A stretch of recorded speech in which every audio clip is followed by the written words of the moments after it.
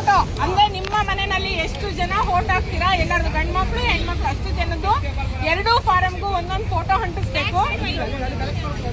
ಒಂದ್ ನಿಮಿಷ ಹಿಂದಗಡೆ ಚಿತ್ರಗಳಿರ್ಬಾರ್ದ್ರಿ ಆಯ್ತಾ. ಫೋಟೋ ಮೊಬೈಲ್ ಅಲ್ಲಿ ತಗೊಳೋದು ಬೇಡ,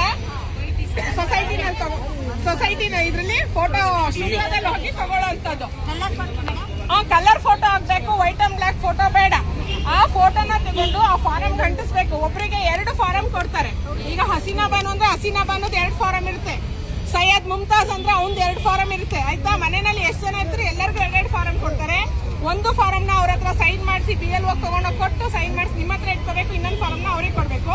ಅದರಲ್ಲಿ ನಿಮ್ಮ ಆಧಾರ್ ಕಾರ್ಡ್ ನಂಬರು, ನಿಮ್ಮ ಫೋನ್ ನಂಬರ್ ಎಂಟ್ರಿ ಮಾಡಿ ಆಯ್ತಾ. ನೀವು ಅದನ್ನ ವಾಪಸ್ ಫಾರಂ ಕೊಡ್ಲಿಲ್ಲ ಅಂದ್ರೆ ಏನಾಗ್ತೀವಿ ನಾವು, ಮತದಾರರ ಪಟ್ಟಿಯಿಂದ ಕೈ ಬಿಟ್ಟೋಗುತ್ತೆ.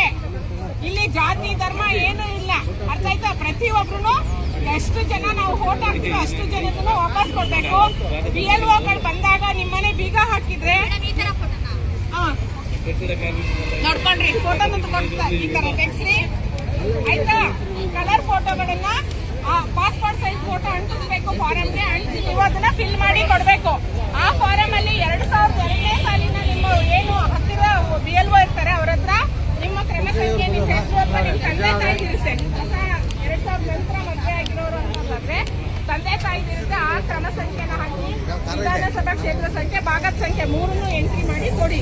ನಿಮಗೆ ಗೊತ್ತಾಗ್ಲಿಲ್ಲ ಫಿಲ್ ಮಾಡಕ್ಕೆ ಅಂದ್ರೆ BLOನ ಹೋಗಿ ಕೇಳಿ, ಮೇಡಮ್ ಹೇಗೆ ನಾವು ಇದನ್ನ